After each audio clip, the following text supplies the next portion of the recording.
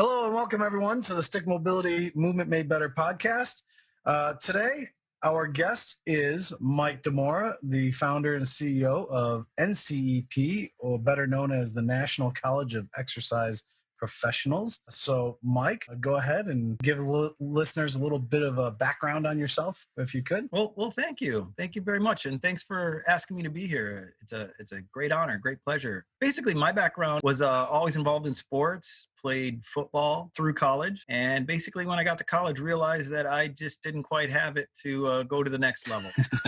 So I figured I got to do something else. Came to California, tried to make a whole new wave, got hooked up with some things. I became a professional kickboxer of all things and was actually really on a trajectory, good path, going to be in movies, doing the whole 9 yards. And I was injured by a trainer. So my whole thing was I wasn't able to do the full splits. And this trainer came up to me, big Hollywood named trainer, came up to me and was like, "Oh, I could help you do that." And he told me to lay down, told me, "Oh, I can fix you." And I was there and he jumped on my knees and literally tore my iliofemoral ligament and damaged beyond control. Oh, shit. Yeah, so my background was in health and fitness and my background. So I said, wow, I shouldn't have let that happen first, but I really didn't think he was going to do what he did. And I vowed from then on, I was not going to allow that to happen to anyone else. Couple steps here and there. We founded NCEP after working with the sports club company. And our goal is movement. And our goal is making common sense and getting people moving and how important movement is and how important we need to have that in our lives. And so that's kind of the long and short of it. That was 24 odd years ago. Very nice. What are the steps and procedures that you do to create your own organization? Interesting. I was blessed. So I was the director for sports club company, and I was training all the new trainers that were coming in. And so what happened was these trainers would come in, or these people that wanted to be trainers were coming in and they didn't have quote unquote a certification. So we weren't allowed to hire them by our company standards. So then we'd send them to a certification. They would spend 2, 3, 6 months getting certified, come back. And once we hired them, they were put in a 2-week course through myself. And I was in charge of training every new trainer company wide. And basically the first thing I would tell them is, forget everything you just learned. We're going to teach you on the way we want you to do things. And so it started getting bizarre that we were telling people to go get a cert. They'd come back with a cert and we'd say, by the way, everything you learned, garbage, nothing useful. Now we're going to retrain you. So I went to the owners of the sports club company and I said, why don't we have our own certification? Why don't we teach them the way we want to right from the beginning and they don't have to break bad habits? We actually start over. And they said, you know what? That's a great idea. We partnered together and we created the sports club company personal training certification. And so it was wonderful. Anybody who came and wanted to get a job with sports club, for those of you who don't know sports club, it was Sports Club LA. And then they branched out and went to Miami and Chicago, to like all these big cities. We probably had, I think, 20 some odd clubs with us. And then also the Spectrum clubs were part of Sports Club. Anyway, so I was training everybody, onboarding everyone. Then we started our own cert. And we didn't get too far down the path before sports clubs started to get it into some financial issues and they started selling off. And I decided that that was a better opportunity to go and do it independently. And once again, I was blessed because they had done all the paperwork. They had done all the certifications. They had done all the, getting approved. So when I contacted those individuals and said, hey, I wanted to break off into my own, they said, no problem. You were the one they certified you as the instructor. You are the one with the background. You're the ones with whatever, blah, blah. You could call it whatever you want. So NCP was born 24 and a half years ago. Wow. It's the long and short of it. So, yeah. And it's a very extensive program. I mean, thank you. Yeah. I mean, we did a year-long program with Mike. That was the exercise therapist, board certified exercise therapist course, correct? Correct. Do you still run that? We do and we don't. We just broke it up into individual courses and then we kind of just teach the individual courses. We haven't had the onboarding that we would prefer and like to have. You guys were coming down from San Jose once a month, right? To go through that program. We just haven't had people like with your dedication and your want to do that. So it is something we'd love to see happen in the future. But right now, we're pretty much on a hold where they do it independently. So it's not the full course. We also had a lot of challenges, not to go off on an odd subject, but exercise therapy in general has had a real big challenge because as an exercise therapist, we weren't allowed to bill insurance, but yet at the same time, we also looked at the human body a little differently. We looked at it as kinetic chain issues. So everyone asks, what is exercise therapy? And exercise therapy is physical therapy is basically if you have blunt force trauma, you fall off a bicycle, land on your arm, you say, oh, it's because I fell off, and you get physical therapy. Exercise therapy, as you well know, is more about, wow, my arm hurts, but I have no idea. I didn't fall on it. Nobody punched me. I didn't get hit by a baseball bat. It's just what's going on in my body. And then we look at the full kinetic chain. And even though we think that that's so important, and once again, we're all about movement, for whatever reason, it just hasn't been accepted in general public right now. So maybe you guys can help revitalize it. Bring it back. Well, that was one of the things is what separates NCEP from the other governing bodies like ACE and NASM and everything else that you're seeing out there. If you had to define that, whether it's an ideology or philosophy, what separates you? Our little tagline is, we take a holistic approach to functional training. So both of those approaches are already different than what the whole mainstay is, right? Our whole belief is if you aren't going to do it in real life, you don't need to do it in the gym. Our whole thing is don't get stronger in the gym, get stronger at real life. Our entire philosophy, as you know, is based upon people getting better for real life. Another thing that kind of gets people's eyebrows poked is we don't believe fitness is a journey. We believe fitness is a destination. And so what we mean by that is we set up what we think are what every human being should be able to do, so to speak. What every person from this age group and this ability should be able to do. And once you're able to do those, go live your life. We'd rather you outside the gym than inside the gym. We'd rather you experiencing rather than in a gym. And some people get such tunnel vision. We either get the people that work out a little bit and they dump it, I'm never doing that again, or they get so hooked on the gym. They spend 2-3 hours a day in the gym and it completely, encompasses their life. That's not what we're about. We're about enjoying your life, about what you do in a gym should be nothing more than enhancing your ability to be in life. Once again, it's a destination. When you're there, go for it. When you're able to walk a mile in 7 minutes, or when you're able to do this or that, you're there. You don't need to keep working on it. Keep your function available, but you don't need to focus and it's not about getting better and better and better and better. It's not about that. The difference between running a 7-minute mile and running a 4-minute mile is nothing unless you're going to compete in running a mile. It doesn't make any health sense at all, right? If you're not doing it for a living, why do you want to focus on it? Why do you want to do it? So just check. Good. I'm functional. My heart's in great shape. This is great. Now use it. Go and experience life. I don't know. Does that help? That's kind of where we're at. That's what makes us different. We don't want that person who's, I can't do anything without my trainer. And we don't want the trainer who's like, okay, well, you pushed 150 pounds. Now you need to what? Push 160. Now you need to what? Push 170. Well, there's no end to it. What is okay? What is the number that's right? They don't have that. It's just that continuation. It's that Sisyphus walking up, pushing the stone. You never get there. Mm-hmm. Well, in our version, you do get there. It's all about results. Are you fit or are you not? Is it yes? Is it no? It's not, well, kinda, or I could be. Well, I am a little bit, but what is that crap? That's so you can keep signing up for more sessions. That's not our belief. Our belief is get them going, get them moving, get them functional, get them with a holistic approach about what their whole life should be. Mm-hmm. Have a good day, right? Very nice. Thank you.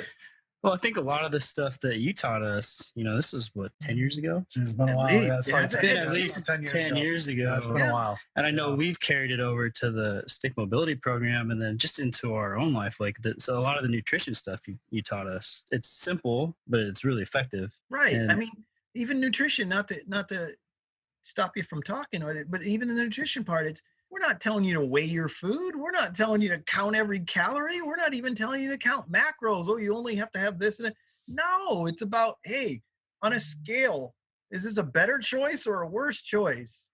How do you feel afterward? How is it working with you? Does it make you feel better? Does it make you feel worse? Let's try to create a program. Know where your food came from. Most of us eat a fast food diet and not even know it. We don't even know we're eating a fast food diet. Oh, but I go to the grocery store. Yeah, but you're eating fast food crap. You're eating manufactured, processed crap. So that's our whole philosophy. Once again, it's not the journey, it's a destination. Can you drive past McDonald's and go, I'm not going to eat that? Then you've arrived, right? People already know what's healthy. What's better, an organic apple or a McDonald's French fry? Everyone knows an organic French fry. It's about getting up here, getting into their mind that they want to choose the organic apple. Once they do, you're done. Yeah. That's the goal. You're healthy, right? That's the whole idea. Yeah, making smarter decisions. For sure. Making better decisions. Right. Well, I think what's interesting is, when we were coming to see you, I mean, that's 10 months, 16 hours a month. That's 160 hours that we spent with you, learning from you as a mentor and an educator. That's quite an extensive amount of time. But in comparison to other industries that are body direct, it's nothing. Right? Right. I mean, if I want to be a hairstylist in the state of California, I need 1,500 hours. Yep. 1,500 hours before I can cut somebody's hair. And take a board certified exam. Right. And take a board certified exam. It's pretty crazy. It's insane. And then when I'm asking 160 hours from you over a year, and we can't get people that want to do it because they get the weekend gig, and then it's funny. I tell people, most trainers, even if they've been in the business 5 years, what they've done is they learned what they needed to learn in the first 6 weeks, and they just repeated that for the last 5 years. It's not like they grow and become more involved and get more involved. It's like just same old thing over and over and over again. So it's kind of an interesting concept where you guys were, heavy. I knew you'd be successful. I told everyone, these guys from San Jose are amazing. They drive down, a weekend every time. You guys jumped in the car and you're like, who knows where you stayed that night and whatever else. And just the dedication that you had, I knew you were going to be just as amazing as you are. And once again, it was fantastic. Thank you very much. Appreciate it. I think what's interesting is, do you think it will ever get to the point where there is a unifying course that is recognized and has to be passed, just like a bar exam, just like a medical exam? It's a great question. I was actually asked to be part of, there was a state bill being introduced, and I will never forget it. It is crystal clear. One of my clients happened to be in state government or what have you, and said, we'd love for you to come down and we're going to ask X number of folks. And so we went into this room, and there were probably 100 folks there, and there was a mixture between trainers and quote unquote regular people or clients, right? And so we started going over, what would the state bill look like? What would we need to incorporate? What would there be to make it unified? And here's what's really interesting. At the end result, nobody wanted it. And what nobody wanted it. So here's what I'm saying is, the trainer was like, wait a minute, I've been training 10 years. You're going to make me go back and take a test to show you what I know? That's ridiculous, right? So the trainer didn't want it. Then they asked the client. The client's like, well, if my trainer isn't allowed to train me, that's ridiculous. You mean this, my trainer who's so amazing, remember in the Valley of the Blind, the one-eyed man is king. So they don't have, right? they don't have a full perspective, right? If they've only worked with one trainer, pardon me? That's gonna go. That statement's gonna go on my wall. Absolutely, right? So if they don't have a perspective, if that's the only trainer they have, they think that trainer's awesome. They have no other perspective. So for them to think, oh my gosh, I'm not going to have my trainer because he doesn't have this state approval, they didn't want it. Then you're looking at the gym owners, right? The gym owners are like, wait a minute, if they get banded together, what's going to happen? They're going to ask for more money. Oh, yeah, true. Right? Yeah. Now they're more qualified, so to speak. Now they're certified, qualified. They have a state license. They're going to ask for more money. Oh, the owners don't want it, right? Yeah, yeah. And then you've got groups like URSA who fight in every single state that tries to introduce a bill because their constituents don't want it. They fight that bill. They don't want that bill to pass. You tell me. I would be completely up for it as long as it was a quote unquote generic test. As long as they meaning the state government, didn't choose one of the certifications and say that's going to be the test. I think that would be wrong. It'd basically be like a CPA exam where you have all these different organizations that have, study materials and courses, but you just take one CPA exam. I would be so for that. It would make sense. It would unify us as a skill, as a profession. It would unify us. That would make sense. Because I think what's interesting is if I need $1,500 to cut somebody's hair, and if I screw up, that person's hair is going to look crappy. You're going to wear a hat for 4 to 6 weeks, maybe a little bit longer. Right. But if I jack you up like the person did to you, that's months to years, lifetime of trying to come back from that. I lost my professional career as a kickboxer. I couldn't bounce back, especially at the time. This is 20 some years ago. The surgery was so invasive, and they said the idea that I'd be able to bounce back from that and literally go back into fighting. And once again, I'm kind of adverse to the whole cutting me open and doing the whole surgery thing. And I'm not saying don't for others, but for me, the whole idea just freaked me out. And yes, for someone like that to walk around and saying, hey, I'm a trainer, to do that to me, yeah, it was crazy, insane. It's negligent. That's a good word. I mean, it's as simple as that. You can't really beat around the bush. And the problem is there's a lot of us in this industry that can you fall under that umbrella, so to speak. And we see it on a, regular basis when we go into a box gym or we see stuff online, and you got to kind of wonder, is this something that should be used right now, or is this something that's going to be beneficial? Once again, I'm not trying to point out people or what have you, but I mean, even if you look at some of these shows on TV and they have this trainer screaming and yelling and they're puking and they're like, yeah, we're going to what is that about? Right. And how are they held accountable, and how are they, it's scary. And the general public doesn't know that. I mean, if you look out, I don't think the general public knows what a trainer has to or can't have to be a trainer. Right. I don't think they're, and I think alphabet soup for trainers, we might know what one organization stands for versus the other, but I don't think the general layperson knows any different. I mean, have you ever been asked what certification you have before you train someone? No. In fact, when I train someone, no one knows that I own a certification, that I run a certification, that I founded a certification. Yeah. So I'm going to say no. No, people don't. Well, because we've worked in facilities where we know the trainers that have actually at these facilities have never gone under any education. Yeah. And they're getting paid. They look the part. They look legally in most states, you don't need to be certified, right? In almost all 49 states, you don't need a certification. Pretty much as long as you have your business license and your insurance. Correct. Then you're good to go. You just want to one day say, I'm a trainer. And really that's a really detrimental thing to people that want to do this as a career.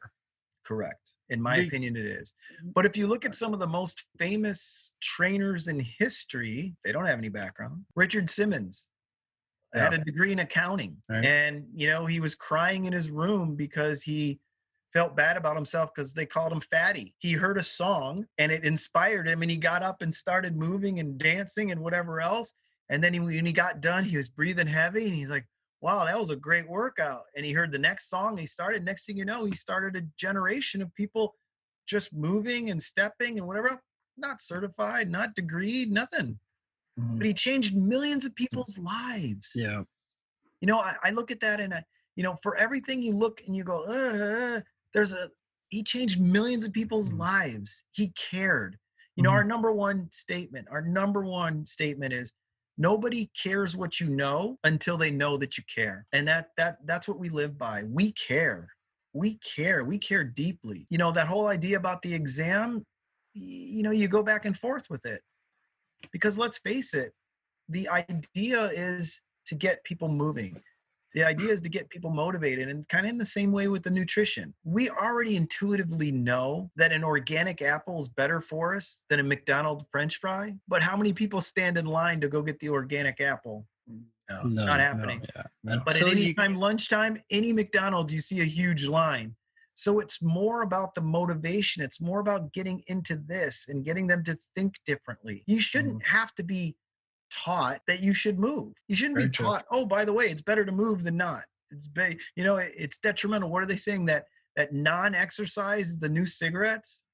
They say that if you don't move in a day, it's as bad as smoking a pack of cigarettes a day. It could even be worse. So how do you get into their mindset? And do you really want a trainer to have to go through months and months and months, or years and years and years of training before he or she could truly help someone? Right? And that's, so for every certification or for every educational standard I want to have, I also look back and say, I used to manage 400, 500 trainers in the company. And some of our best, most positive trainers weren't necessarily our scholars, right? They weren't necessarily the ones who have 4 degrees or a higher degree in such and such. And so to ever think that they wouldn't be able to train someone and change those people's lives because they couldn't pass an exam or they couldn't do this, I don't know. It's pretty, that's a tough one. That's a tough one. I go back and forth with it because I think the human touch and the difference of how you care for someone and to truly, truly want that person. If you know enough that you don't know it, that you can refer out, that's the number one thing I think a trainer needs to know. I think when it goes down that rabbit hole and the individual has X, Y, and Z wrong with them, the most important thing is a trainer needs to know, whoa, that is not my scope of practice. I need to refer out to somebody who does that. That's what I think is most important about the education. So it's the ability to take your ego. Absolutely. Suppress it to the point where you're like, look, this is not my thing. Not my thing. And really the client, when you have the ability to do that, the client understands that you give a shit. That's my opinion. That's what we try to teach, as you well know. That's our opinion, yes. Our opinion is our standard course, don't get me wrong, we teach some science, we teach some this, some this, some this.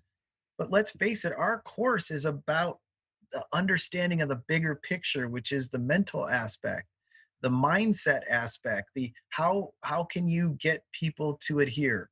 The old saying is, one person will tell you, do this, you don't listen to him. Next person, no, you don't listen to him. No, no, no, no. It takes the 10th person to say it for you to go, oh, why didn't I do that? It's kind of the same idea with training. It's about who's going to motivate you to do what it is that you pretty much internally know you should be doing anyway. And that's what I think as a trainer. That's what I think. That's why I don't even like the word trainer. I like the word coach. I like the word coach. Well, we differentiate trainer from coach as a trainer is someone that just implements a system and a program. Okay. You just give them the number, you just give them the drills, give them the digits, give them the time, whatever, and they implement that. But if anything deviates from that, they don't understand how to change it, and they don't have the ability to adapt to any type of deviation from that. Interesting. And that's what you call a trainer versus a coach. A coach. Because a coach has to is using wisdom and detective skills, deduction, and critical thinking. Critical thinking to be able to say, look, this is what I know, but it's not fitting this need right now. So what needs to change? Or what do I have to implement that's different? Interesting. Right? Interesting. I like that variation. I like that delineation between trainer and coach. I mean, me personally, I learned that right away pretty quickly, because I would spend, 20 years ago, I would sit there and go, okay, tomorrow's clients are this is their history, blah, blah, blah. Okay, these are the drills. And then they would come in the next day and be like, how you feeling today? Oh, this and this happened. And I'd be like, okay, well, got to eliminate that, got to eliminate that, got to eliminate that. It was only literally like 6 weeks before I went, well, holy shit, am I wasting my time at night, Because I've sat here for an hour and a half, figured out all this programming, and literally I took the clipboard and went, well, the hell with that. I could see you doing that. Yeah. I was just like, well, shit. I mean, that's kind of, for me to continue to do that would have been crazy. Agreed. Right. Yeah, absolutely. So you turn to the coaching model. Well, you got to be able to, and that's where I think you learn that when somebody comes in, you say you ask the questions, how you feeling today, how's things going, how things been, and that way you take that information, you use that information to process and figure out, okay, what's on tap for today, because you know that person's history, right, or as much as you can. Yes. In the amount of time you've been together, and of course, the longer you've been together, the more you know about that person's history. Things come out over a period of time, right? Yes. That client tells you something 10 months down the road that you're like, that would have been crucial 10 months ago when I asked you, like, blah, blah, blah. But now it finally comes out. Absolutely. And so now as you file this information away, it's special to that person only, then you know that what he or she needs. And then based off of daily events or situations, then you tweak the workouts as you see fit. Couldn't agree with you more, which is some of my challenges when there isn't the contact. It's some of my challenges when, the new training about being so far away from the individual that you're training is some of the nuances that you're not going to be able to pick up because they're not right next to you. They're not, if the person isn't very forthcoming in how they feel and forthcoming in what happened to them yesterday or forthcoming in what's going on, it makes it that much more challenging. Being 1,000 miles away saying, oh yeah, watch your, that much more challenging. One of the biggest things we've got going on now, right? Isn't that one of your biggest hurdles is trying to determine how you can work with someone when you're not in the room with them? Yeah, right? Totally. Yeah. Without a doubt. Yeah, because you can't touch them. You can't put them in the right position. You've got to, right. I guess the one good thing that comes out of it is your coaching. You have to be a better coach, without being able to touch your audio, your cues have to be way better. Yep. You've got to be able to create visuals really quick and adapt. And you have to adapt on the fly. Like Dennis, I don't write down programs before I train someone. But when this whole thing started and I had to shift to the virtual model, it's like, okay, I got to write down the equipment they have because everyone has different things. So, right. I can't just go, all right, I'm going to go to this corner. I'm going to grab this for them. It was like, okay, let's, put a general thing. Hey, I want them to do some pushing, some pulling with their arms, with their upper body, with their legs. And then you just adapt to whatever equipment they have. Makes sense. A little bit along those paths is one of the things that we do and we try to teach is that everyone does the same workout, if that makes sense. And I don't mean the same reps and the same this and the same that, but everyone does the same workout and then you just adapt it on the fly. For example, in the push, some people aren't able to use their full body weight to do a push-up. So then what do? We modify the push-up. But everyone in our program is doing a push that looks some form of a push-up. So in terms when you were talking about throwing the pre-made workout, all of our workouts are the same. Of course, there's infinite number of variations to that workout. Does that make sense? So even though it's the same, it's completely different. So, it's so funny because I kind of run the gamut in my instruction where I'll work with someone who just had back surgery. And then I work with a UFC fighter who's, going for the belt. And they'll one will be walking out with a cane as the other walks in. And they look at each other like, whoa, wait a minute. And I tell them they're the same client. It's just different intensity, different speeds, different this, different that. But they're literally doing the same thing. They all have to push and pull and bend and twist and squat and lunge. And they have to know how to ambulate, get from point A to point B. But it's what variation of those 7 things one individual is doing versus the other. And that's what I love about, our program, not to keep talking about that, but our program works for everyone. But you have to be able to, the reason I bring it up is you have to be able on the fly determine what variable that individual is going to be able to do or not do. And that's what I think is most important is critical thinking. That's absolutely to be able to look and in a matter of 30 seconds, oh, you're not going to be able to do that. Or, you're doing that really poorly. We need to modify it so that it does look right and it does move better. And you do have to. So anyway, that was just a little bit of difference that we have. So dead on. I agree.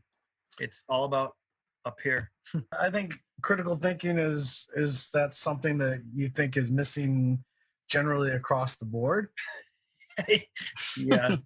Yeah, we don't want to go down that whole path, but yeah, I'm just gonna say critical thinking. Like the old saying, right? Common sense ain't so common. Well, it's kind of funny. People always use that term, common sense, and my psychology professor, the very first day we went into class, my freshman year, Dr. Ziegenfuss was his name. I don't even know if the guy's still around. Can't forget that name. Oh, it was a great name. But the very first thing he told us was there is no such thing as common sense. It does not exist, because there is not one thing that the whole human race shares together. Ooh. Because he said, some people don't have feel, some people don't have touch, some people don't have sight, some people don't have hearing, and nobody has the same thought process, logic or illogic. And I was like, oh, very interesting. To me, it kind of made sense. Like, yeah, you can't get people on the same. There's nothing that anybody can ever agree on 100%. I disagree, but I understand that philosophy. Because we still have flat earthers, right? I mean, if everything was common, we wouldn't have any. You know what I mean? We all share the human existence. We do. We have that in common. Mm-hmm. And I think if we never lose sight of that, we will always be on the right path. Mm-hmm. So I think that's where common sense comes into place with the human existence. We all, have our paths, but Mm-hmm. we all have this in common. We share the planet and we share the human existence. So that's the only thing I do think we all do come from a common spot. Mm-hmm. We all started as a sperm and an egg. We all started as a zygote. We all started as a baby. That's common. Every one of us in the human race that I'm aware of, at least, Mm-hmm. right, all started at the same spot. So if we always go back to our origin, I think we do have some commonality. So, but I understand where your doc went with that. So, oh yeah. I said, it was for the first day as a freshman. That was a punch in the face. It was. Wow. I mean, to think about it. I mean, it's 30 years later. I still remember it like it was yesterday. Absolutely. I mean, that's how impactful that was. Yeah, that would, at least on me. That would have got me. That would have got me in the beginning. Had to work through that. So I think one of the things that I think some trainers have an issue with is really seeing our coaches continuing to build on their education. And is there a way that we really can lock that down? Because here's an example. We know somebody that before we took him to one of the continuing education courses with us, had been in the industry for 20 plus years and had never gone to another continuing education in over 2 decades. So, I mean, how do we ensure that this is, because in 2 decades, think about what we've learned. That's where I think the challenges are, right? I think that's where we have to really look to see where we want to go as an industry. So our philosophy has been, we try to shotgun and give you a little bit of everything.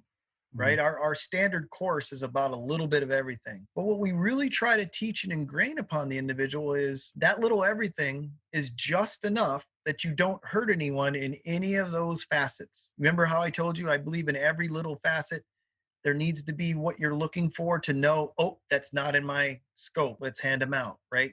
Your Rolodex, and I know that's an old term, but your Rolodex is so important because you need to know in this is who I refer out to. In this is who I refer out to, and what have you. But the flip side of that is, I believe for anyone to be truly successful in this field, they need to then take one of the 14, 15 categories and become the specialist and become the answer and become the highest they can be. And that's who they should surround themselves with. And that's who they should focus on as their clientele. So the idea to have somebody that went through a class 20 years ago and never built on that and never decided this is who he or she was, that's tough for me. And I know it goes back to my original statement, which is, do you want to stop someone who's helping and say, oh, you didn't educate yourself more, so you're out of the field? Once again, tough decision. I'm like this. Tough decision. Yeah, in that case with the trainer, you almost think that they have that destination attitude, right? So they're like, hey, I got this. I'm good. I'm just going to work on growing my business and helping people with what I know now. Well, that's fine as long as that's where they keep themselves. The challenge is when they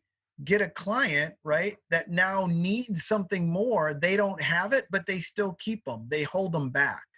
Mm-hmm. You can't teach to the lowest common denominator, Mm-hmm. right? That's one of the biggest challenges, is teaching to the lowest common denominator, right? You want to teach to their strengths. And if you really don't have anything in your toolbox that can go up with them, you shouldn't hold on to them. So I'm completely fine if that trainer only trains with people that have 6 months or less background in fitness, right? Because that's where they are. That's their background. Even though they've been in fitness 20 years, if they haven't gone to the next level, they can't bring their clients to the next level either. You know, it's sort of like that one song that says, after you've gotten there, turn around and help the next person up. You know what I'm saying? Mm-hmm. It's the idea that you're always going to be able to help somebody, because somebody's going to be quote unquote less than you. And I don't mean that in a worth level, but I mean, if you've trained for 6 months, there's going to be people who haven't trained at all. So anybody from 0 to 6 months, you got a yellow brick road for them, and you can cut that time in half because there's somebody who is good at that. But if you don't raise your level, you're never going to be able to raise their level. Mm-hmm. So then that means you should only keep clients for a starter pack of 20. Mm-hmm. And once they've gotten to a level, then you say, okay, let me hand you off to somebody who's really at the top of their game. And unfortunately, I would assume that trainer that you're discussing doesn't do that. That trainer probably has had clients that have been with him or her for the 20 years that he's been there, or 10 of the 20 years. Well, where are their clients? Where have their clients gone? And part of that is you build that connection with that person, right? Correct. And then that person doesn't want to leave you because they've built this connection with you and they trust you. And then that trainer, it's their living, so they need to make money, and then they get stuck in that. And the minute they do that, they need to find another profession. If you're good at what you do, you never, ever have to worry about getting another client. If you're good at what you do, the people that you service will tell everybody they know how well you've serviced them, and you will never need to look for another client. You get your top 10 clients, and those top 10 clients will bring you more clients than you know what to do with. It's over delivering. It's over delivering. And if you ever keep a client because, I need the money, get out of my profession. Go. Do not pass go. That's ridiculous. That hurts me. That hurts me, because we don't get into this to help ourselves. If you don't have the serving mentality, if you don't want to serve others, if you don't have this unstoppable desire to serve others and help others and put their wants and needs in front of yours, then you shouldn't be in this profession. I think one of the huge problems is in a club, right? Like a sales manager, right, will tell the trainer, that they're pushing him, they're pressuring him. Hey, these guys need to buy another package. They have 3 sessions left. Let's get them on another 20. Let's get them on another 20. So then they get into this mentality of, okay, I need to hit my goal. And then they lose sight of this, what they're really there for. Well, and once again, I would assume, and I'm right with you. Believe me, do I know that mentality? Absolutely. But what I tried to push with every one of my trainers and my staff was, look, do you need to hit numbers? Yes, you do. But you know what? I would rather you turn over and hit new numbers than hit the same numbers with the same people. We want to outspread. I would rather work with 40 separate people 1 hour a week than work with 10 people 4 times a week, because my message isn't getting out there. That's why I got into teaching, because I know that when you guys went through my class, you now have taught thousands of people. And that's my goal. My goal is to touch millions of people's lives. That's my only goal. I want to know that I leave a legacy, and that when I'm far and gone, there's still people saying, I learned this thing from this guy named Mike, who learned it from another guy right? That the legacy about changing people's lives. And that's the biggest problem. People that come into this thing, and I'm sorry, I didn't mean to go off. I just agreed. If you keep a client because, I've got to pay the electricity bill this year, you suck. Go work at Starbucks. Go work at a different place. Don't do that to the clients that need you. Don't hold a client back because you're afraid you won't get another client. We had an old saying, some of my the owners and some of the higher ups, they'd come to me and say, Mike, so many of your trainers go on and they go start their own training business, or they go on. I go, yeah, because I keep educating them. We would educate and educate and educate and educate, right?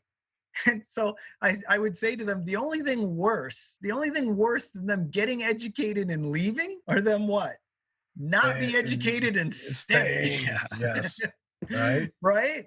It's that mentality. We live in such a plentiful world. We live in a world of such abundance.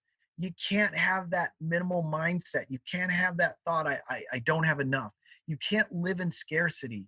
You have to know that there's abundance for everyone. There's such abundance.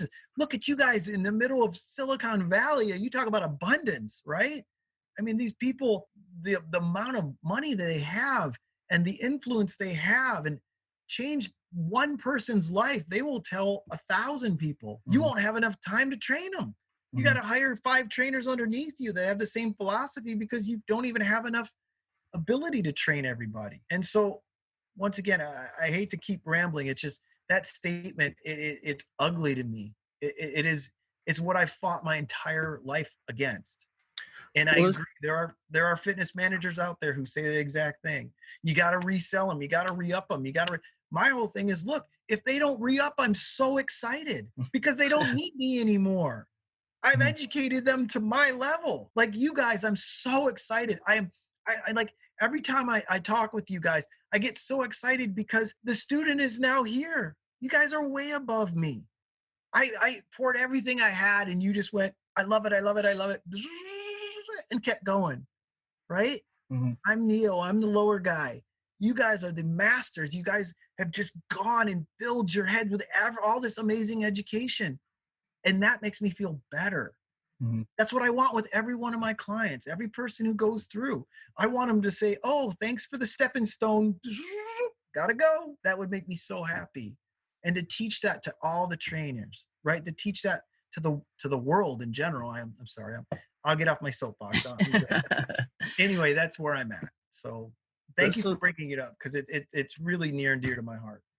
Well, because I think this is where having that board exam would weed out those type of people, right? Because you would have to be really committed and really passionate about what you do to even go through with a board exam like that. In your board exam view, or something where like everyone does their own separate education anywhere you want to do it. But right? And then you take that course. Decrease the number or increase the number of trainers? I think it would probably decrease. You're right. Yeah, I think it would decrease the number of trainers.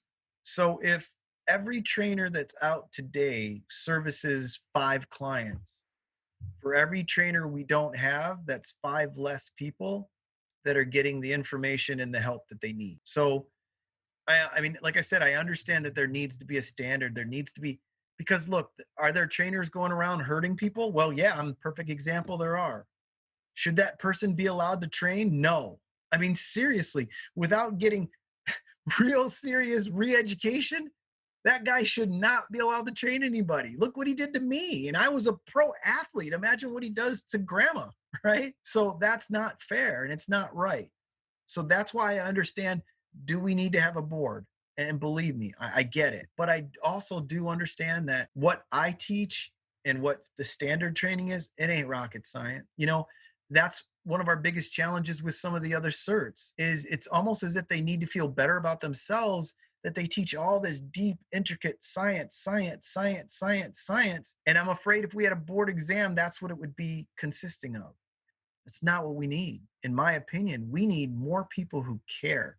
How do you teach a caring, loving, helping mentality? To me, that's the biggest, the biggest blessing of personal training. It's just, personal training it's the idea of getting them to learn a new habit. And how long does it take to do a habit? Let's say it's 30 to 60 days. Well, once they've created the habit, it's time to say, have a nice day.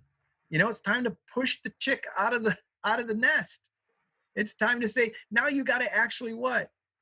Go do You it. gotta actually do it on your own. Because if you don't do it on your own, you're just what? That's the problem with relationships, male, female, or whatever relationship you're in, right?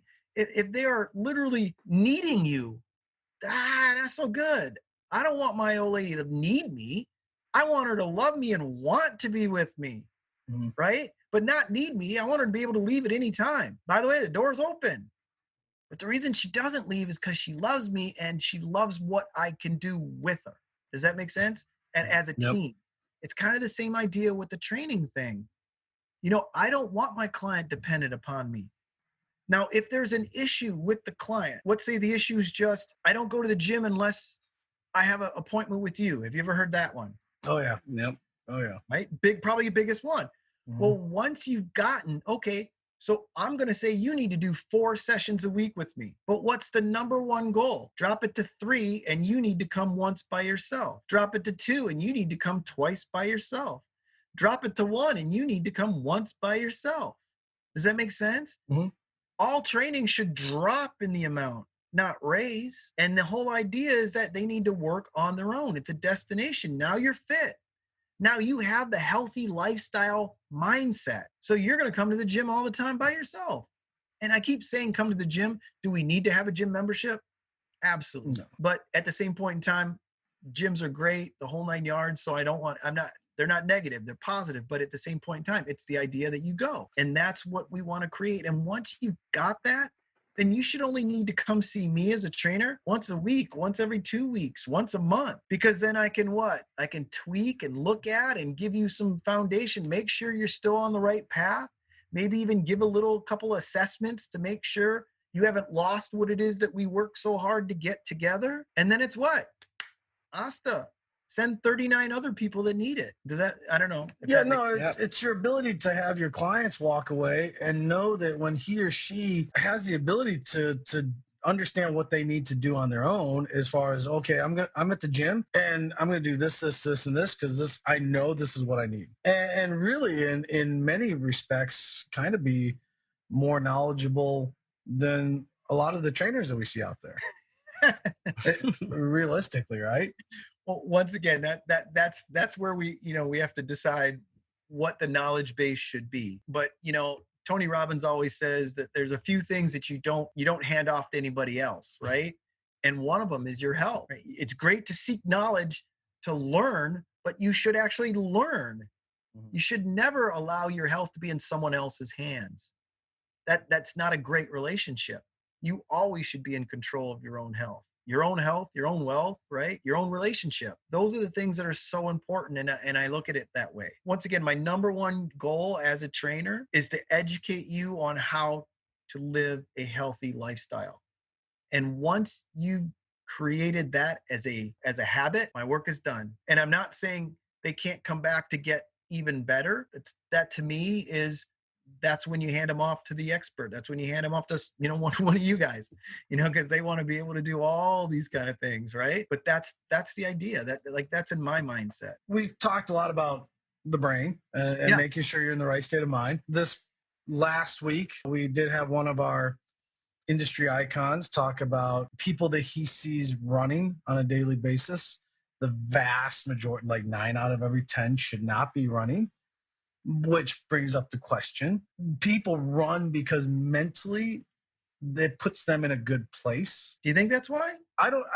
That's usually what I mean. A lot of people, I don't know if it's obligation, a sense of obligation that they need to do this, but I know there are quite a few people that, whether it's a dependency to do this or a mental or physical, they do it out of obligation. And we look at the biomechanics and go, oh my God, that's just painful. But if we take that away from the person, are we doing more damage? It's a great question. I mean, that's one of the things. I mean, it's a great question. Running's always been my interesting. I've got some concepts on the running. We won't necessarily go into those today, but at the same point in time, if we look at biomechanically and we look at the stress that we place on the body during a run and during a walk, there's a whole lot of people running that really don't walk very well yet. And that's See, that's where a trainer, I think, is so important. If the individual's goal is to run, we think they should be able to move better before they run. Would you agree with that, right? Movement specialists, would you agree that they should move better before they run? So that's where a trainer comes in, right? That's where a trainer comes in to say, wow, you shouldn't really be running because you run really poorly and you're going to injure yourself and you're going to then take so many steps back. I think so many people run because they think that that's what fitness is. They see all these things, I got to run or marathon. What are you freaking thinking, right? Let's run 28 point something miles straight without stopping. Why? Well, it's an arbitrary number, right? 28 something miles. How many people should run 28 miles ever? But they do it because it's a goal. They want to know that they started something and they finished something and they did it. So mentally, there's a lot of really cool stuff involved. But should they be running? Oh my gosh, it's some of the most unhealthy people I've ever seen is go to a marathon and see the people running in a marathon. It's a great question. It's so loaded. It's a loaded question. There's so many different answers. I mean, I see both sides. Is it one of those things of what's case by case better for that person? I truly mental well-being or the physical? That's what I truly think when it comes to running. It's as mental as it is physical. Right. I mean, is there any real physiological reason the human body needs to run more than a mile or two? It's really hard pressed. It's really hard pressed to find any deep-seated physiological reason you need to run more than a mile or two. Why are marathons so popular? Why is there ultra marathons? Why is there all these like challenges and stuff out? It's mental. It's right, because that's just a huge sense of accomplishment. That's what I'm saying, right? Yeah, Huge. It's a massive mental goal that, I mean, if you get to, I mean, think about it, in an ultra marathon, how many people over the course of one calendar year actually complete an ultra marathon? I'd love to see that number, but I'm pretty small. So tiny, such a tiny fraction. Tiny. And so a lot of that then placates the ego, where you're like, I am one out of a very small demographic that can actually accomplish this or has accomplished this. So I would ask, what was wrong with the ego in the first place they needed to do it? Very good question, right? So those are the questions. Like you ever heard of Kukura? Kukura is training so that you can become a Navy SEAL. 70 hours, no sleep. You run and move for 70 straight hours. You're given little packets of food to live on. You're in the cold. You're huddling together. You're 70 hours of Kukura. The amount of people that have passed Kukura is, I mean, you talk about a tiny number. And you pay $10,000 to go through this. So you pay $10,000 for someone to literally mentally and physically beat the shit out of you. Why? To me, there's something missing. Now, don't get me wrong. The people that want to become Navy SEALs and they go through that training program so that when they go to the Navy SEALs, it doesn't freak them out, because that's pretty much what they're doing. It's run by Navy SEALs. It's basically they're trying to recreate the Navy SEAL experience, right? Okay, I get it. But if you're just a regular dude or regular lady to go through that, what would motivate you to do that? Mm-hmm. And once again, I think it's a sense, like you said, of accomplishment. I can do it. I've done it. Only one tiny percent or whatever. But at what cost and what level? And I mean, can you imagine going through 70 hours of pure torture and just, it's terrible, right? Running's a variation of that. The marathon's a variation of that. So where do you draw the line? And I think you draw the line as long as you know in your mind you're not doing it for health. In fact, I'm going to say that it's detrimental for most people for their actual health. And that when they get done with the marathon, they then have to basically put themselves in rehab just to be able to go on with their lives. For me, like years ago, it was, you're not running is going to be very detrimental for you. Stop doing that. We're going to really reduce it, blah, blah, blah. But then I watched this show that profiled 4 distance runners Okay. who had drug issues, alcohol issues, domestic violence issues, things like that. Sure. And running was their escape. Absolutely. And no matter how shitty their bodies felt, they continued to do it because of the alternative if they didn't. That's what I'm saying. Right?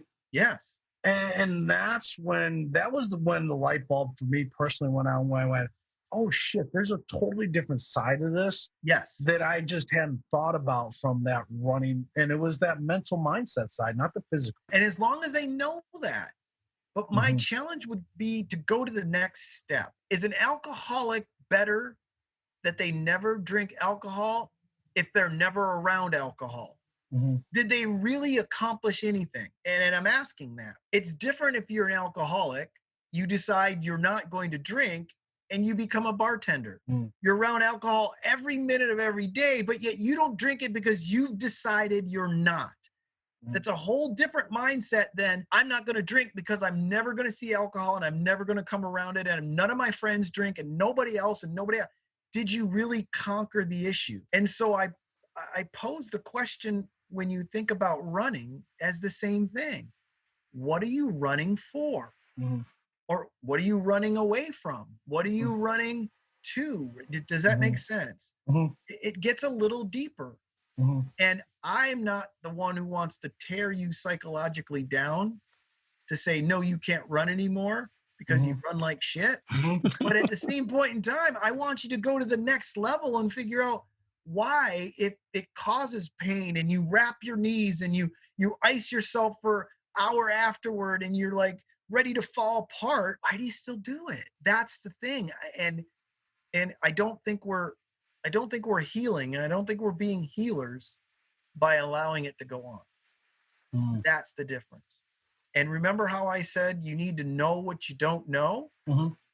You need to know that is a whole different issue than fitness, and they need to see somebody. And it's probably not going to be you as the trainer, but they need to talk to somebody, because there's a definite issue there. Does that make sense?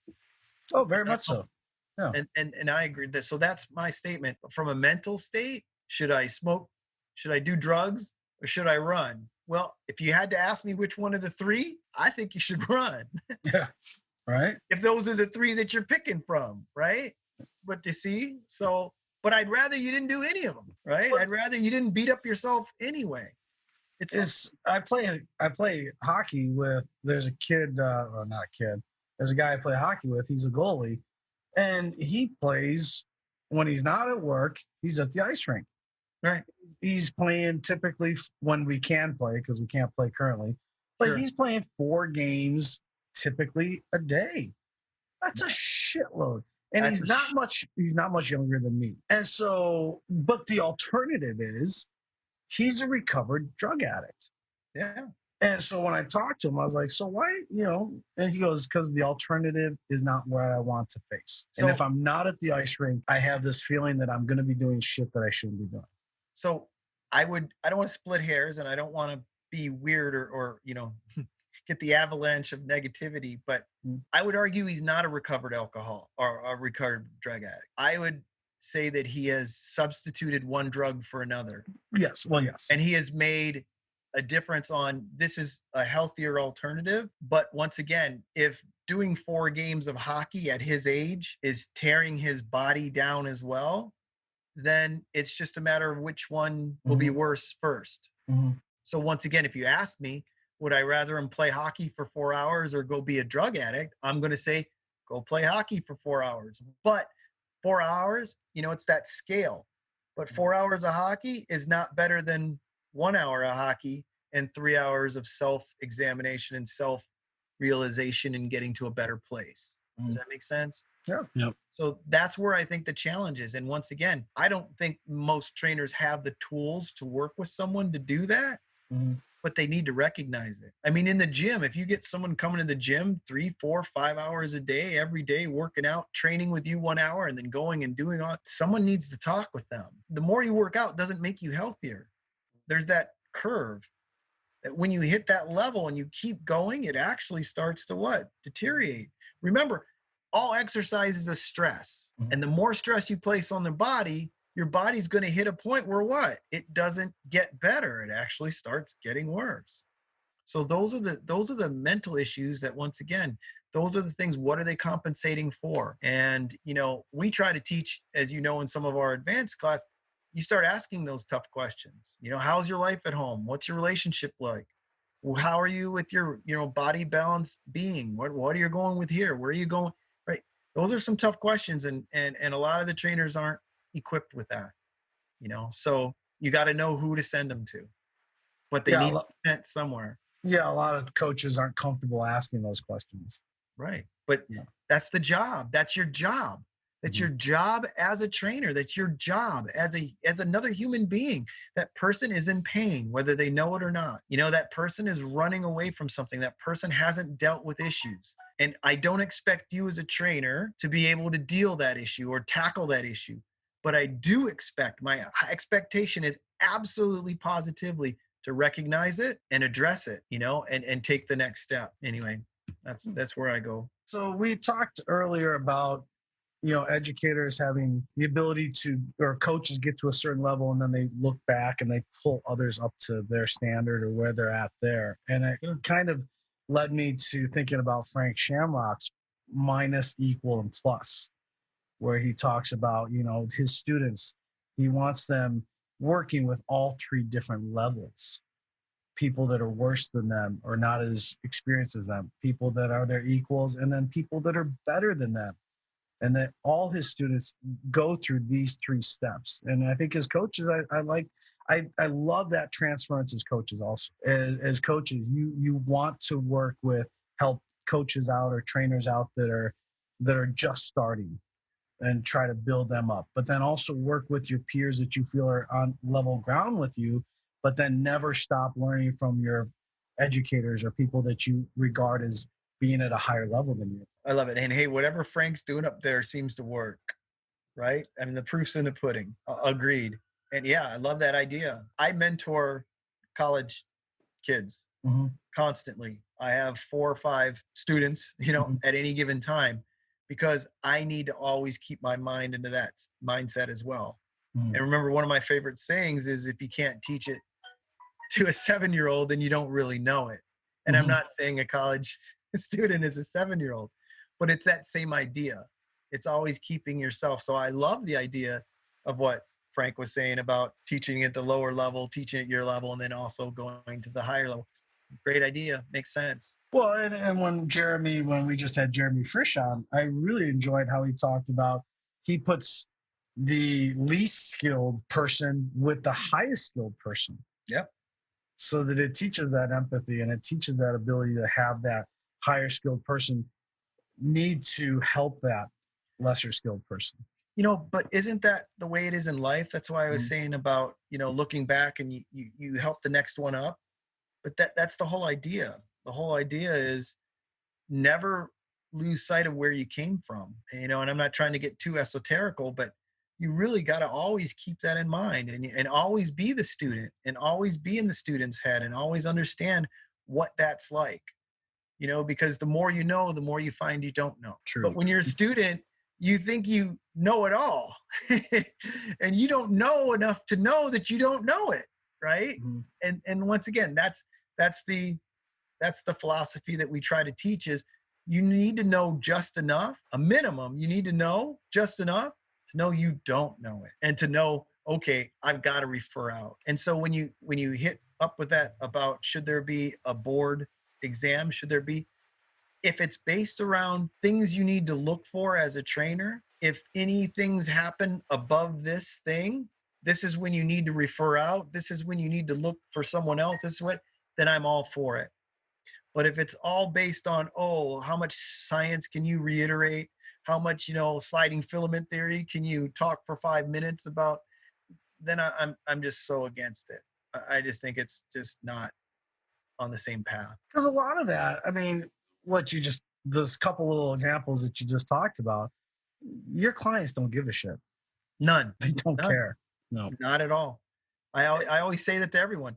I spent an entire semester learning the sliding filament theory, and not one client in 30 years has ever asked me.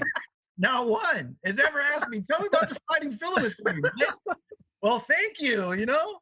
Thank you. Let me tell you, there's these two myofilaments, and they don't care. As long as you get them the results, it's all good.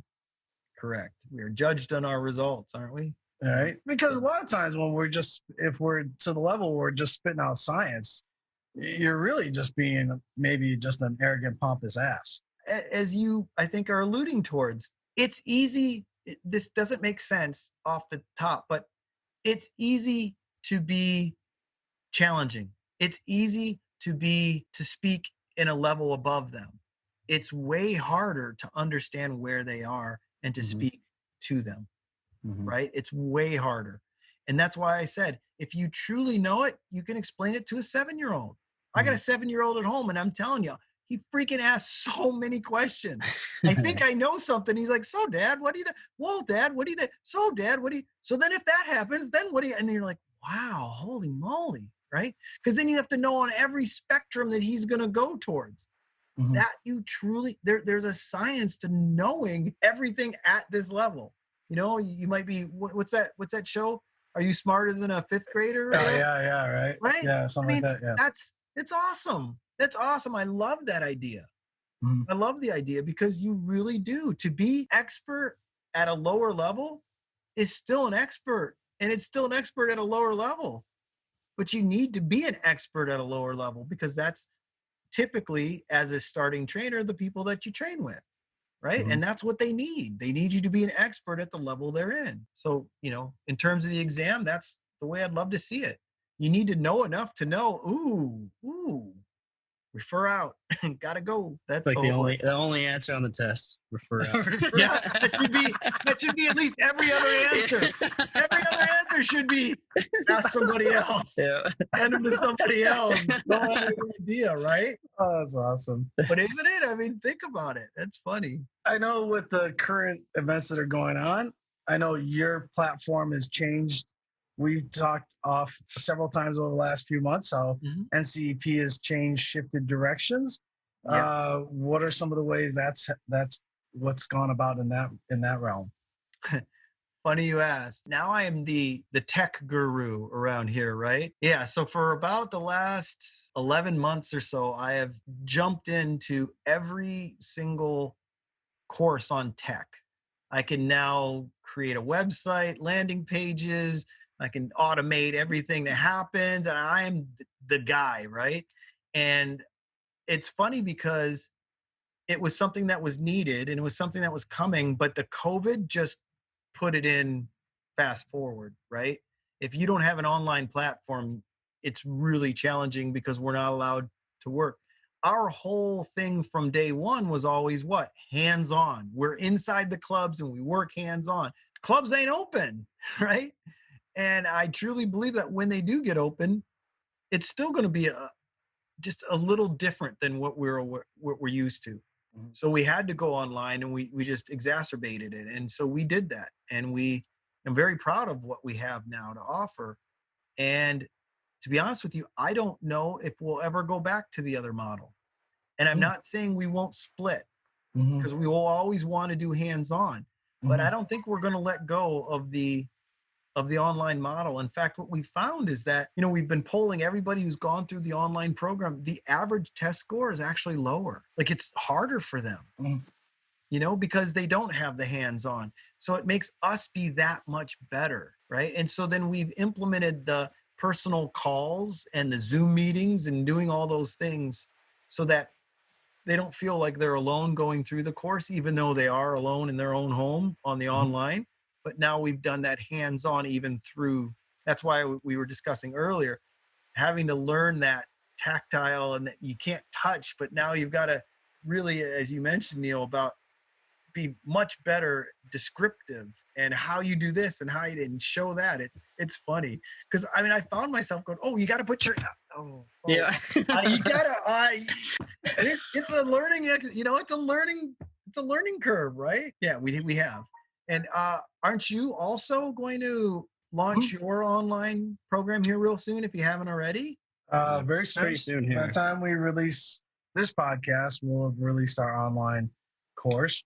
So that'll be another option because I think what's live courses are great, and there is always that little extra something that a live course is going to give you that an online course won't. That's my opinion as well. There's always that little bit of some, whether you call it magic or whatever it is, there's just that little something that's missing from an online course. But we also forget that there are a lot of extenuating circumstances that prevent people from going to your live courses. Yes. Shit happens. Life happens. I agree. If you're a single parent, things like that, I mean, it's hard to get away. That's why we've really tried to go the next level. And the next level is, our whole brand is about, just like in the fact that I still know you guys and it's been 10 or 12 years since you went through the course. I pride myself in knowing most of the people that have gone through the course. I know there are thousands of people. And if I don't know them personally, then I know the person who does know them, right? I mean, I know the instructor that did do it. At one point, it was only me, but now, we have instructors nationwide. But those, I know instantly to go to that person because they've created that relationship. And so going online, I think the key to being online is to still have that relationship. It's not, oh, just click a button and, tell me when you're done and I'll print out the cert and send it to you. To me, it's still hey, thank you so much for signing up. Thank you so much for, I hope you, enjoy this section. By the way, what section are you on right now? I can see that you just finished this. Oh, do you have any questions? Did you like the way that we approached this? How did you, and really, really dig it to them and give them as part of it so that when they leave, they're like, wow, that coach was fantastic. They were on the phone with me so often and they were really, that's what we're trying to create in the online version. And through Zoom, through FaceTime, through whatever it is, not only is it just a phone call, but it's a phone call and we're still seeing them. And I think that that's important. And I don't ever want to lose that. And it's more effort, more challenge. It's, more manpower on our end. But I think it's a really important part of the equation, Well, because it shows, like I said earlier, you give a shit. I do. It's just, because, how many times do you go to a college, you're in college, you go to a class, and the professor canceled the class. You woke up at 7:30 a.m. to get to an 8 a.m. class or 8:30. You show up and holy shit, no class, right? And the professor doesn't give a shit whether you pass or fail. But I mean, if you're putting that much effort in there, it shows that you care and you get more buy-in with that. That's, we want a client for life. We want a student for life. We want, like I said, you guys are amazing. I am so proud. I don't know, proud's the word, or so happy, so excited, so elated that you even relate to us or even ever mention us or ever be a part of it, because to me, that's so important. I want every single person who's ever gone through NCEP to be part of a little family, part of a little feeling that community and feeling that we're always here for you. It was funny because right before the podcast, another student had called me and I hadn't spoken to her for quite a while. And she's like, Mike, what do you think of this, this, and this? And I said, oh, blah, blah. And we started chatting. And next thing I know, we're on the phone for almost an hour. And I'd remembered her from class. She had remembered me from class and the whole thing. And we just got talking and it's still that bond. And that's the way I want it to always be. I don't ever want to be in the position where, we have so many people, I can't tell one from another. That's not the company I envision. And so that's where, no matter how much we get mechanized and no matter how much we go into the digital age, to lose that unity or bonding, I think would be a shame. And that's what our brand and that's what our industry needs to never forget. We're still not selling computer software. We still are selling a relationship, and that is what's most important to us. And you've embodied that more than anyone, right? Even just looking at everything you do, you've embodied that belief, and so that's who we want to be part of. That's who we want to be, want to keep our brands together. That's why I love it. So thank you again.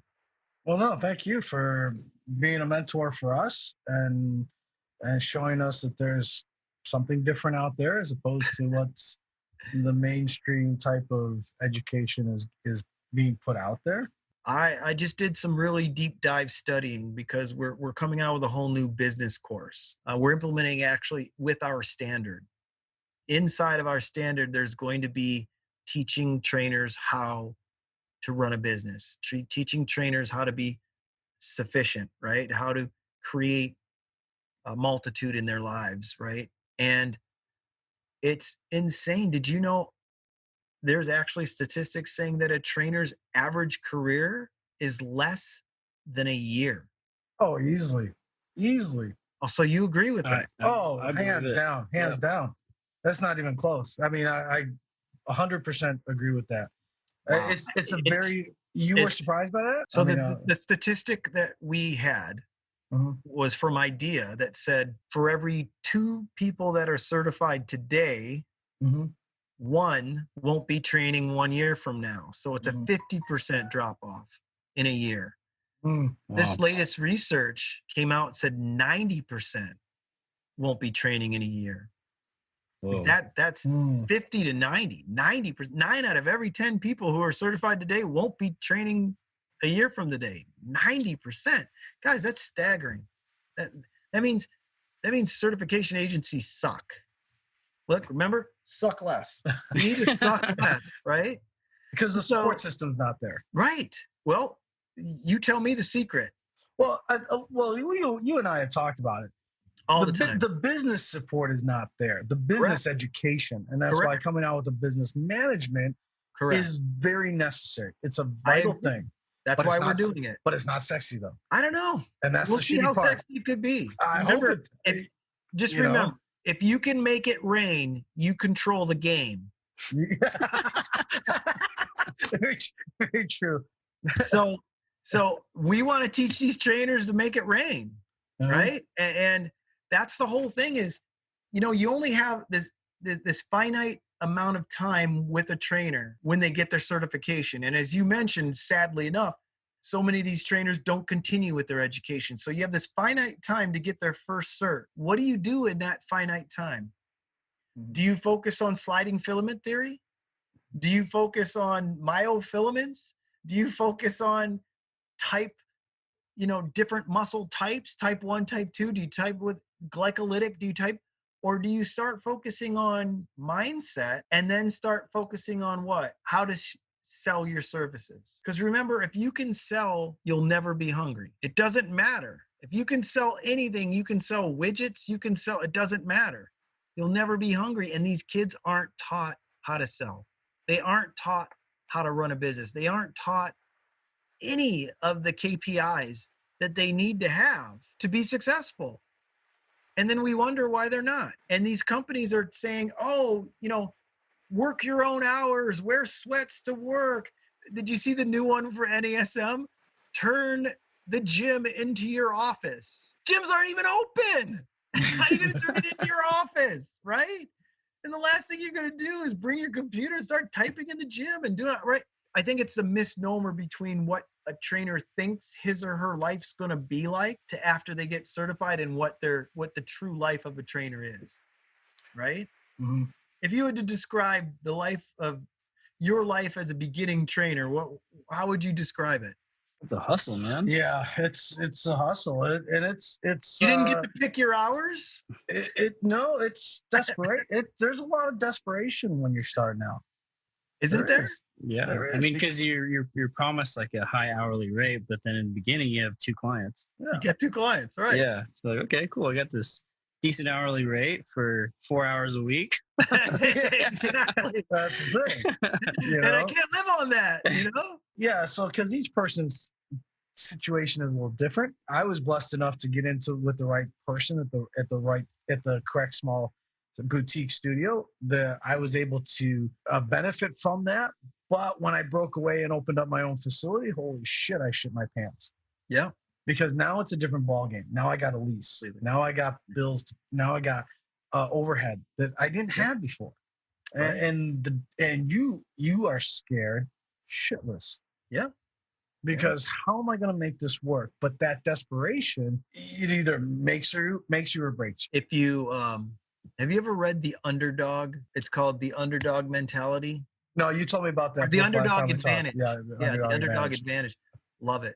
Love it. Love it. I will just tell everybody out there to get that book, Dean Grazioso.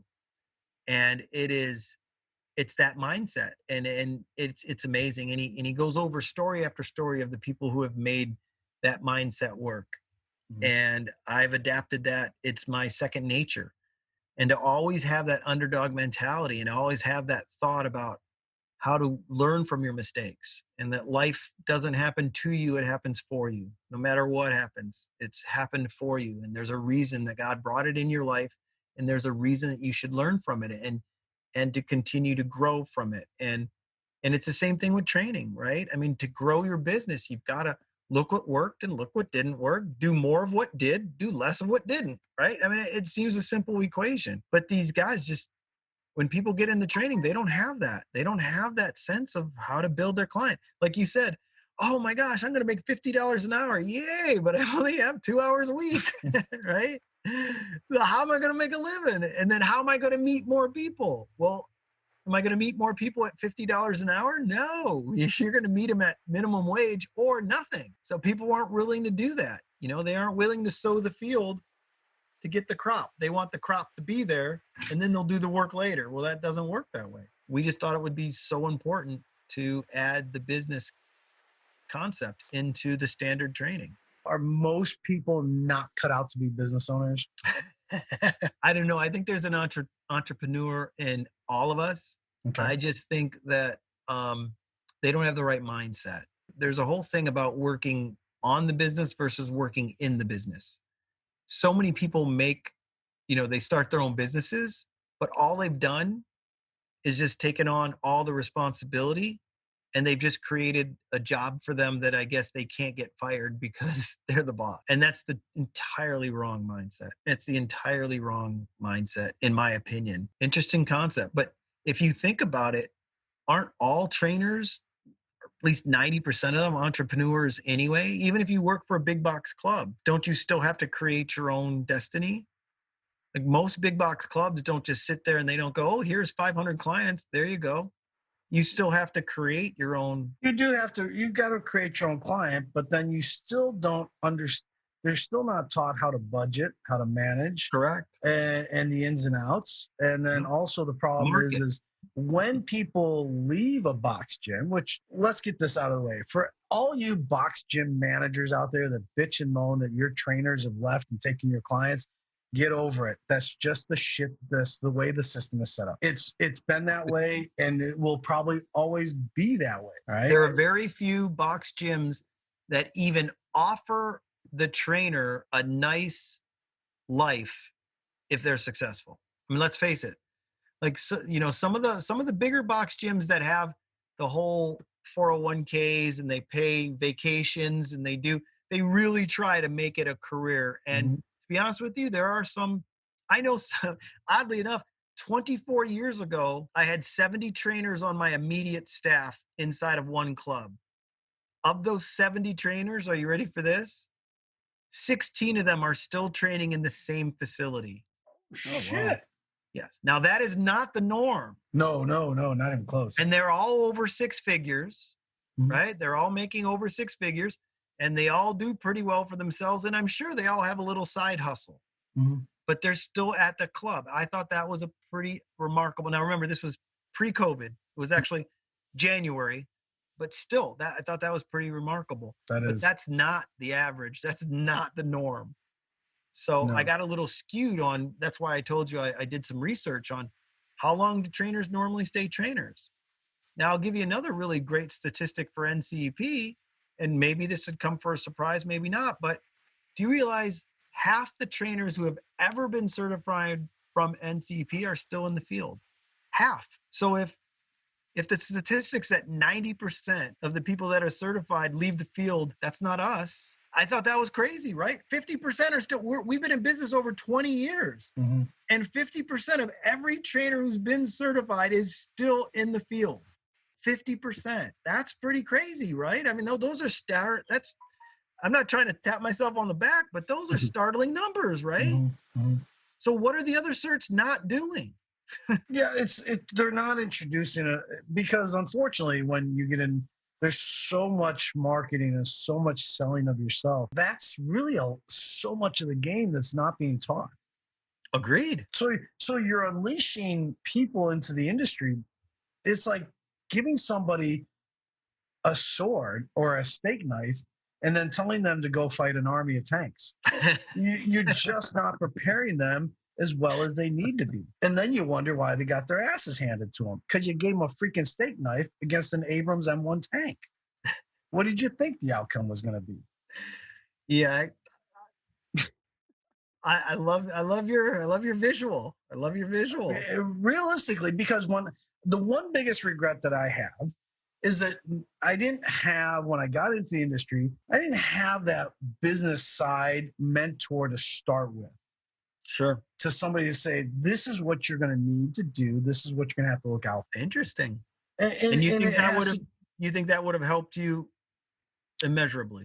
Oh, yeah. I mean, I had to learn it the hard way. I had to learn about taxes and managing money and things like that. That if you would have had somebody there in the course, that there would have been that. In school, we took home economics, sure. Right?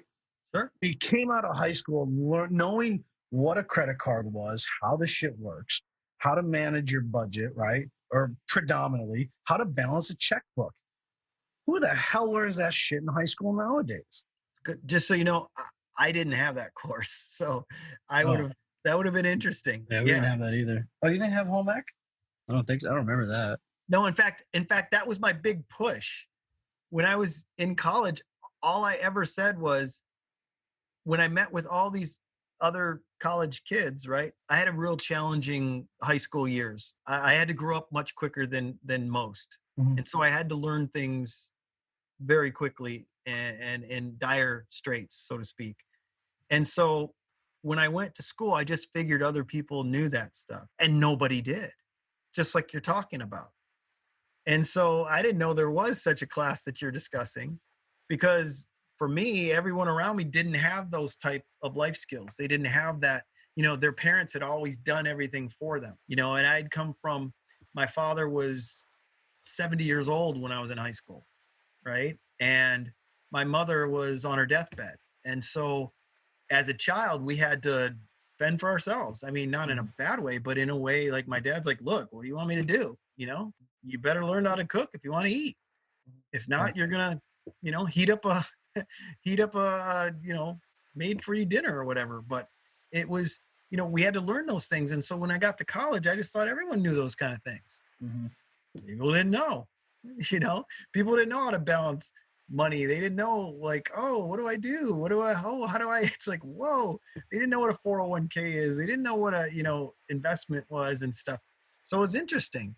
And yeah, it's kind of the same with training. They don't have a clue on what to do with their training business. They don't have a clue of what to expect when you hit a health club or when you hit even on your own. It's even crazier, right? Like you said. Yeah.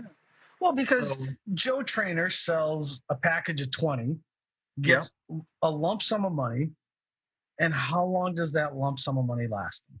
Good it's answer. In one hand and out the other within several days. You mean on their own? On their own, right?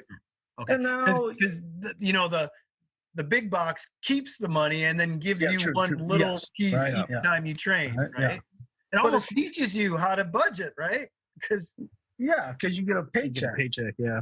But when you're on your own, we see so many coaches. They sell that bundle and they're like, and then the money goes in, it goes out, and then they're left sitting there going, holy crap, this client's only used for their 20 package, and I've already blown all the money that they gave me.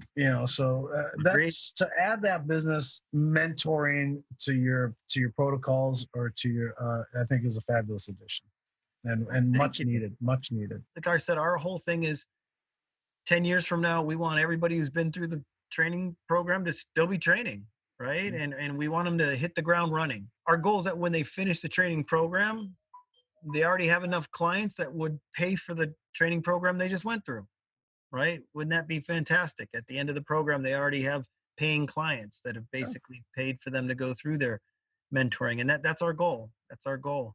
It's a lofty one, but one that we hope that will help the industry. Hopefully we set a standard now. Everyone's going to start doing that, because it is crazy how little knowledge they have about the training industry. Even if they know every single thing about science and this and that, and they can recite anything they want. They have no idea how to run a business and how to be that. So there's enough 25-year-olders out there telling you that they can take you to six figures, which next time if I see another one of those freaking ads, bugger off, dude. You're 25. You haven't even freaking. I've been in this industry almost as long as the kid's been alive, and this kid telling me that they're going to take me to six figures. I'm like, whatever, dude. Give me the 40, 45-year-old that's been in the industry for 20 years and prospered. That's the person I want to hear from. That was another question that came up is, how many trainers do you think are actually making six figures?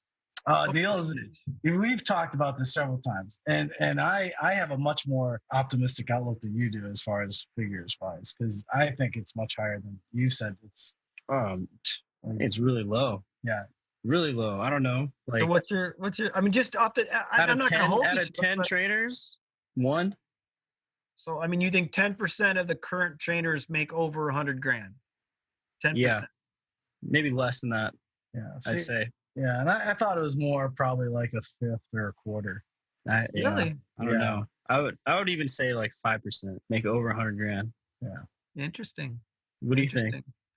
You know, that's the key, right? I mean, the average trainer makes what, $37,000 nationwide. Yeah, that's pretty low. Yeah, so to 37 to go to 100,000 from it's pretty low. It's pretty so low. Yeah. To do 37, that means that's an average. So there's going to be some at 60, but then there's going to be some at like 10. Yeah. So I don't know. They didn't have the statistics on how many people it's over hard 100 to find. grand. It's hard to find. Yeah. And so I couldn't find that, but I would be really interested to see. And 100 grand was just because of what you stated. If I see another one of those people saying, I'll get you to six figures, how many people are actually literally at six figures, right? So I don't know. Not only that, but if you're going to get me to six figures and I still don't know how to manage my business, it doesn't matter. Shit's going to be gone anyways. Yeah, just better toys. Yeah, which you're going to blow out your ass anyways. And then the six figures that you do make, you're putting back into advertising because your ass can't hold on to that clientele. Yep. So it's just a vicious circle. Vicious circle. So for me, it's just teach people the business side, not just the science side, so they can get off that freaking hamster wheel. Yeah, I worked with a guy who I didn't work with him, but I had the discussion with the guy, and he said he was making $40K a month. Cool. Okay, I said, no. So I said, okay, that's awesome, right? $40K a month. I said, what are you netting? And he kind of like put his head down a little bit. I said, what? He says, well, I'm just working on the gross right now. And I said, well, all right, buddy. But when I finally saw his numbers, he was spending $39,000 a month in ads, an ad spend. Oh, geez. So he was making nothing. So he was making 40. So he was making $1,000 a month. I mean, think about it. And I was like, buddy, there's beginning trainers who make better than that, right? Yeah. Sure, you're bringing in 40. You just have all the headaches of 40, right? But you're spending 39 out the door. Yeah. And he wasn't spending 39 every month, but a couple months that I watched, 36, 38, 39. I mean, that's just, wow. You're making somebody else rich. Yeah, you're not making 40 grand, right? Yeah. So it's just, those are the kind of numbers that were pretty interesting and things that people don't think about. You think you put the money into the Facebook wheel and all of a sudden it's going to magically, no, man. And stuff's expensive. That ad spend gets real interesting really quickly. And so that guy, Frank Kern, have you ever heard of him? No. He's a marketing guy. But he uses this thing called the miser method. Changed my whole life, changed my whole marketing strategy, changed everything. I mean, he's like, spend $2 a day. Let Facebook figure it out. Because if you spend $2 a day on ads, Facebook's going to try really hard to figure it out for you because they want you to keep making money. Mm-hmm. Mm-hmm. So you spend $2 a day. Within the first 3 days, if your ad's going to work or not. And then either up it if it's working or change it if it's not. Mm-hmm. And he shows you this whole system. And I was so impressed. It's like, I want to teach everybody the miser method, right? Because I'm going to tell you, I got burned really, really bad with advertising. Mm-hmm. I spent 30, 40K in a couple of months and it got almost zero in my return. I got 3 people signing up in my return. $30,000 signed No. 3 people. Like, you guys are terrible. Mhm. And then like I said, when I did that Frank Kern course and I learned the miser method, now I'm like, oh my gosh, I got taken to the cleaners. And it's really that simple to learn how to do it, but use very little amounts. And those are things that people should know. It should be second nature. It should be, this is how you do it, right? This is how you determine. This is, spend $10 and find out if you're good or not, rather than spend 10,000. So, it's pretty interesting. Yeah, because another way to look at it is you can be a great chef, but if you can't manage your restaurant, you're going to close in no time. I don't care how good the food is. If you're bleeding money and you don't know what the hell you're doing with it, on the backside, where behind the wall where nobody looks, you're going to be gone in no time. It's funny that you bring up the restaurant industry, because they said that restaurants and gyms have the 2 highest closing percentages, of not making it. So and I think, because a lot of gym owners open up facilities and they say, oh, I'm going to get these trainers to come in and work for me. That's an unknown. And if you're going into your business, if that's your business plan, that's a shitty business. That's a really tough business plan. That's a tough plan to execute on. I agree. Because you're depending on all these different people that frankly don't give a shit about whether your business succeeds or not. Nope. They'll hop over to the next one, and they'll money shop you and see what the other ones offer. They'll do. Yeah, it's a tough model. It's a tough model. So being able to help people understand how are you going to run your business and what's a good strategy for you, because all strategies work for all sorts of different people. Sure. Right. It's not a bad strategy. It's bad implementation and who it works for. Right. And some people succeed. Some people wildly succeed. Yep. And others wildly fail. So, that's like my saying on some of the trainers. Some of the trainers, I say, your client got results despite how bad you trained them. Not because of how well you trained them. It's despite how bad you trained them, how poorly you trained them. Well, I always like when you say, when somebody brings up something and then you always just go, hey, good luck with that. That always just cracks me. You're like, hey, good luck with that. Because sometimes that's all you can really say to somebody. And I mean it sincerely. I wish all the luck in the world with that idea. Yeah. I mean it, I know it's a little backhanded, but I meant it. I really do. I wish you luck with that. Yeah. What avenues can people find NCEP? Well, how can they go about getting into your course? Great. Well, it's just NCEPfitness.com.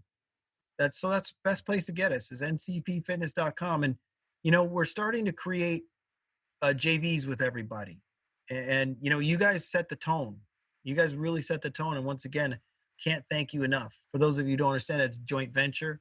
Mm-hmm. I love the idea how you guys contributed to our manual, right? And we have that whole chapter, and we're so blessed to have you there, and people love it. But then they want to learn more. So the idea is to what? Joint venture. Go to Stick Mobility and find more, right? And join the next class. And so we're doing joint ventures with a lot of people. I think I just shared with you, we signed a contract with Theragun. And we are the sole exclusive provider for Theragun Foundations course. Oh, so nice. inside of our standard course, we teach how to use a Theragun and all the proper things. And then we even give a beautiful discount on if you wanted to go buy a gun afterward, right? Those are the joint ventures we're looking into and that we've, been so happy to get involved with. So we're doing one with TRX as well. Same idea, we believe in TRX. So it's great to do a joint venture and someone that you believe so strongly with. Mm-hmm. We would teach stick mobility to people whether we had a joint venture or not. So the idea that we can help each other, I think, is fantastic. So those are the kind of joint ventures we're looking into. And I think it's going to really upgrade the course just that much more, because it's going to touch them with different kings of the industry to show and once again find their passion. That's our goal. NCEPfitness.com. Fantastic, brother. Well, it was a pleasure talking to you, man. It was time flew by. Yeah, it was great to see you, man. It's been a while.